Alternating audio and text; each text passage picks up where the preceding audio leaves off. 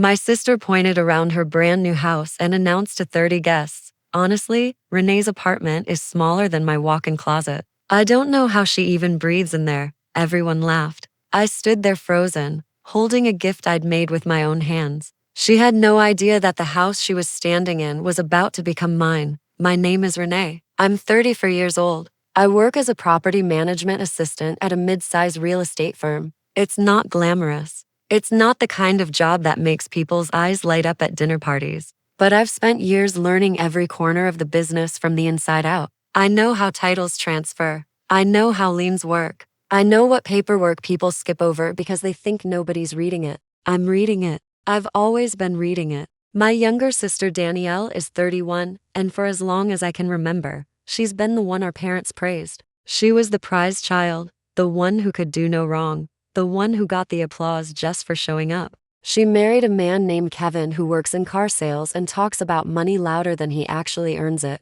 Together, they walk through life like the world owes them a standing ovation. Me, I live in a modest one-bedroom apartment. I drive a used Honda Civic with a dent in the rear bumper that I never bothered to fix. I've been quietly saving every spare dollar for years, tucking it away like someone storing seeds for a season nobody else can see coming. People look at my life and assume I have nothing. They see the small space, the simple furniture, the lack of flash, and they write me off. I wasn't flashy. I didn't post vacations or brag about square footage. But I understood something about real estate that my sister and her husband never bothered to learn. And that difference was about to change everything. If you've ever been looked down on because your life didn't look impressive enough on the outside, hit that subscribe button right now. I want to hear your story in the comments, because sometimes the quietest person in the room is the most powerful. Let's go. The party was at Danielle and Kevin's new 4-bedroom house in a nice suburb on the east side of town.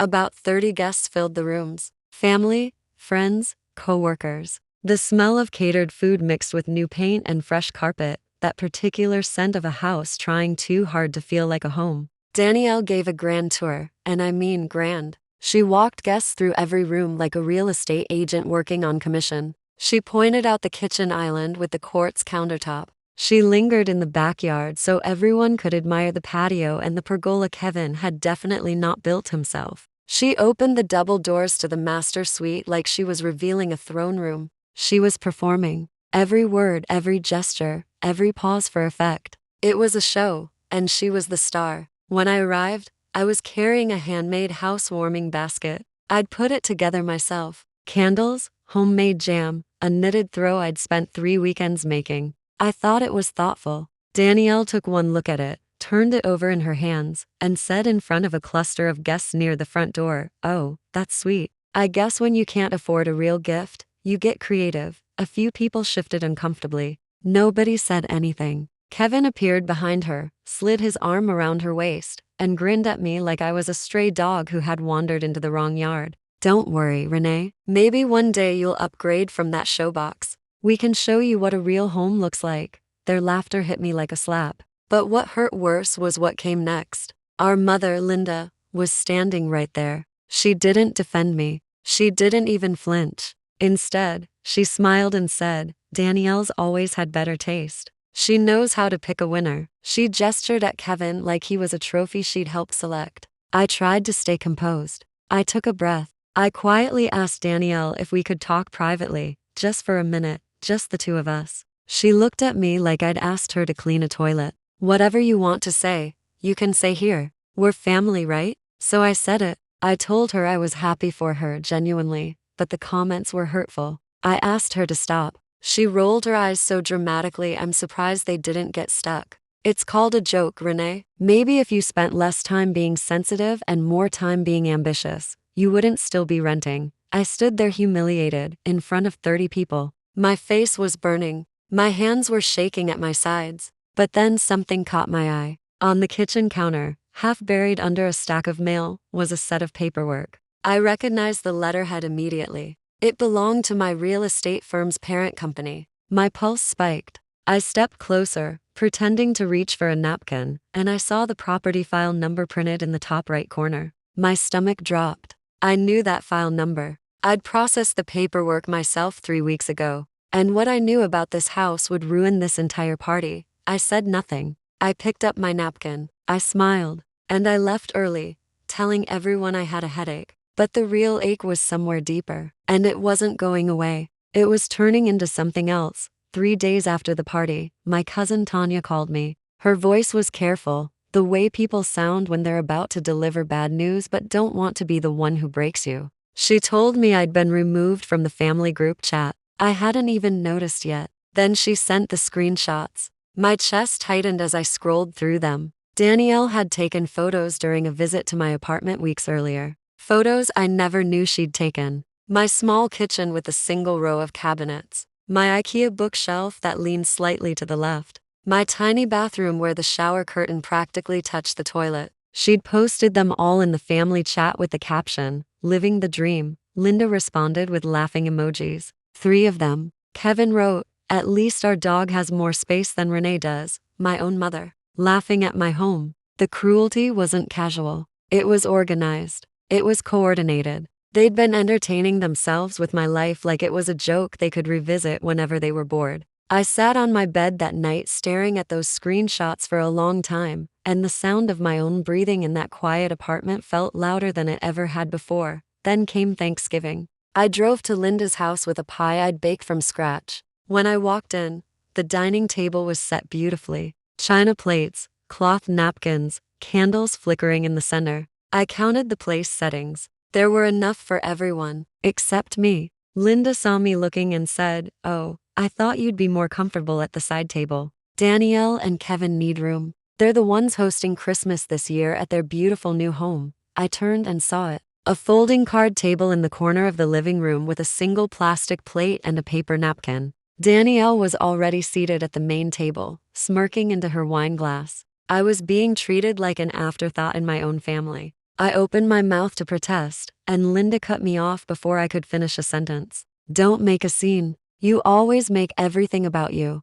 I sat at that card table alone. The sound of their laughter and clinking glasses drifted over to me from 10 feet away, and I ate my Thanksgiving dinner staring at a wall. But the worst betrayal was still coming. 2 weeks after Thanksgiving, Tanya told me something that made everything else feel small. Linda had been secretly funneling money to Danielle and Kevin to help with their mortgage. Not her own money. Money from a joint family savings account that our late father had set up for both of his daughters equally. Dad had been specific in his estate documents. The account was to benefit both Renee and Danielle. Both.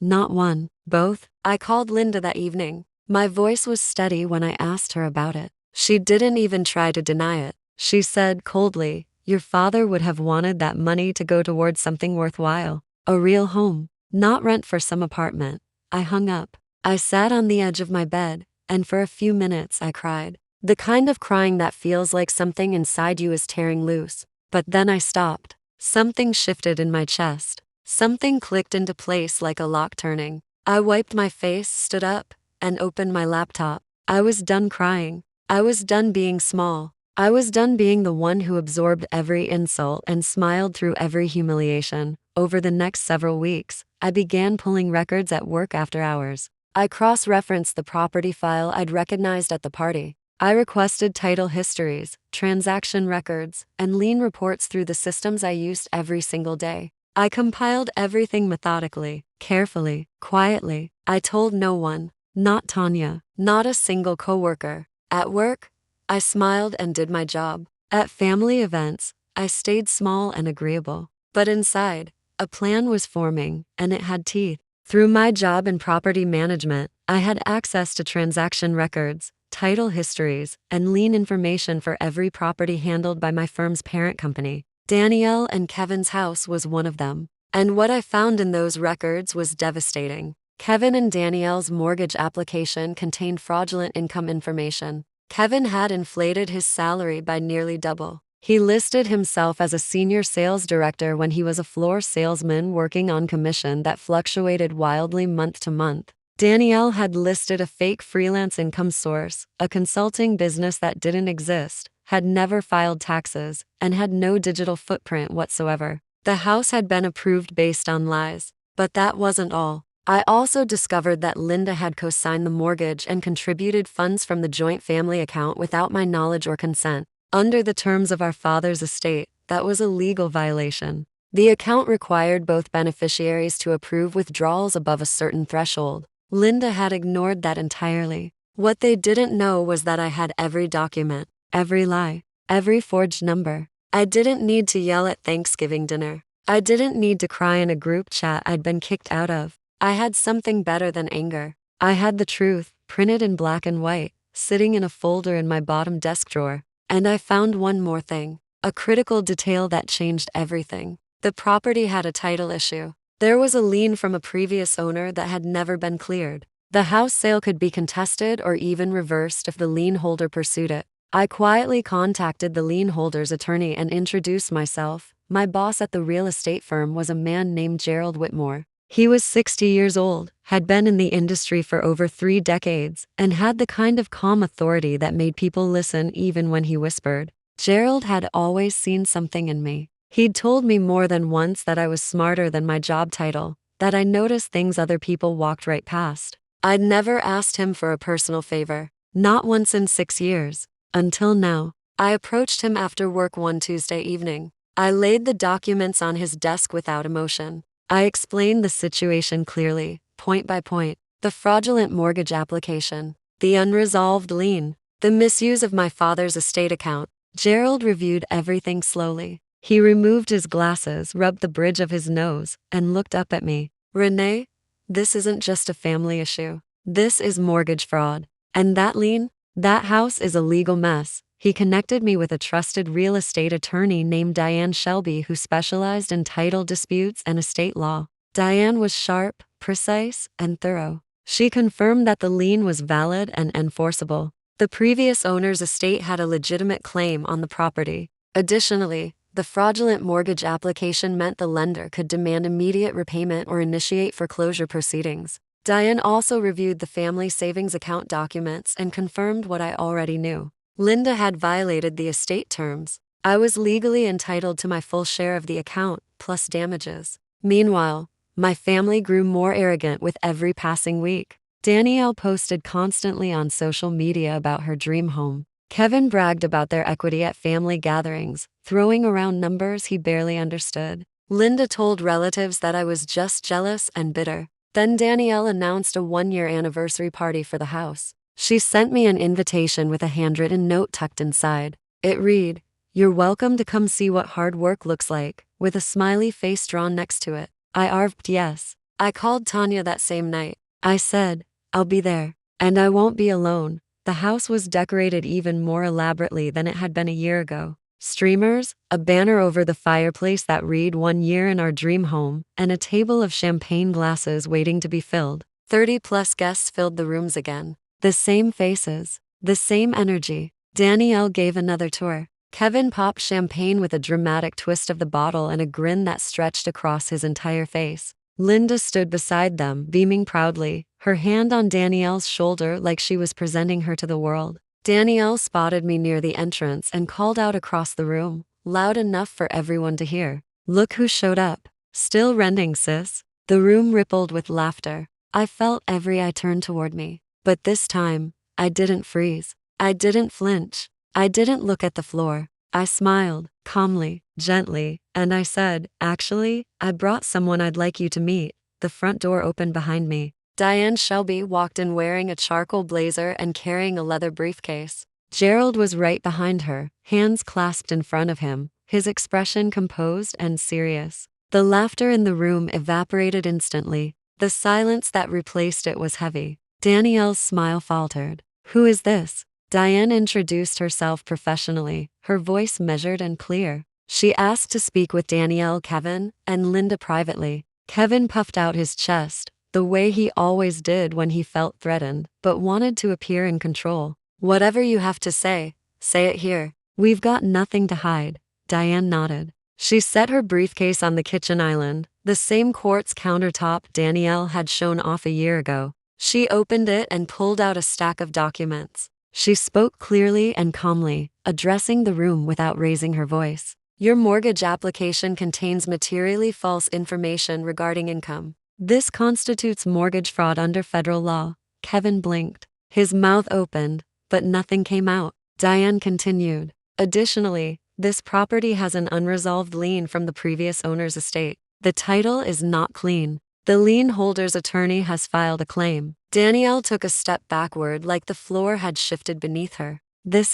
You can't just, she stammered, her voice cracking. Diane wasn't finished. Furthermore, funds were withdrawn from a joint estate account in violation of the deceased's trust terms. My client, Renee, is entitled to full restitution. Kevin's face drained of every ounce of color. He looked like a man watching his reflection crack in a mirror. Linda stepped forward, her voice shaking. This is a family matter. You can't do this at a party. I stood up from where I'd been leaning against the wall. My voice was steady. My hands were still. You humiliated me at a party, Mom. You laughed at me at a party. You seated me at a card table at Thanksgiving. You kicked me out of the family group chat. So yes, you're going to hear the truth at a party. The room was completely silent. Not a single glass clinked. Not a single person whispered. Diane reached into the briefcase one final time. The lien holder has agreed to sell their claim. My client has purchased it. Renee now holds the lien on this property. The silence turned into something physical. I could feel it pressing against the walls. Danielle's voice came out as a whisper. You own a claim on my house? I looked at her. For a moment, I saw the little sister I remembered from childhood, the one who used to crawl into my bed during thunderstorms. But I also saw the woman who had photographed my apartment to mock me, who had laughed while I sat alone at a folding table on Thanksgiving. I kept my voice even. I don't want your house, Danielle. I want what Dad left me, every penny, and I want an apology. Not because I need it, but because you need to say it. Guests began murmuring. Kevin sat down on the couch and put his head in his hands. Linda started crying quietly, her mascara running in thin black lines down her cheeks. Danielle stared at me like she was seeing me for the very first time. In the weeks that followed, Kevin and Danielle were forced to refinance under legal scrutiny. The lender launched an investigation into the fraud. They narrowly avoided criminal charges, but they faced massive financial penalties and a restructured mortgage with brutal terms that would squeeze them for years. Linda was compelled through mediation to return my full share of the family savings account, plus interest and legal fees. The check arrived on a Tuesday morning. I held it in my hands and thought about Dad. I used my settlement to put a down payment on a modest but beautiful two-bedroom home. Gerald helped me find it off market, a quiet listing in the same neighborhood as Danielle's. The day I moved in, I stood in the kitchen and listened to the silence. It was the most peaceful sound I'd ever heard. Danielle eventually called me. The conversation was short. It was raw. It was tearful. It wasn't a full reconciliation, and I wasn't pretending it would be. But it was the beginning of honesty. And that was more than we'd had in decades. Linda wrote me a letter. It was imperfect. The handwriting was shaky, and some of the sentences felt like they were fighting themselves. But it was the first time she'd ever admitted she played favorites. I read it 3 times and then put it in a drawer. They measured my life by square footage. But the size of your home doesn't tell anyone the size of what you carry, what you know, or what you're willing to fight for. I was never small. They just never bothered to look. If your family ever made you feel like you weren't enough because of what you had, or didn't have, I see you. Your worth was never about the size of your apartment or the car you drive. Subscribe and share your story in the comments. I'm reading every single one, and I promise you, you're not alone in this. Click hype to help this story reach others who need it. Standing up for yourself is tough, especially when it's your own family. If you've been there, subscribe and become part of our community. Let me know. This story helped by clicking hype, and tell me where you're watching from. I love seeing how far these stories travel. Your story matters, and I'm always here to listen.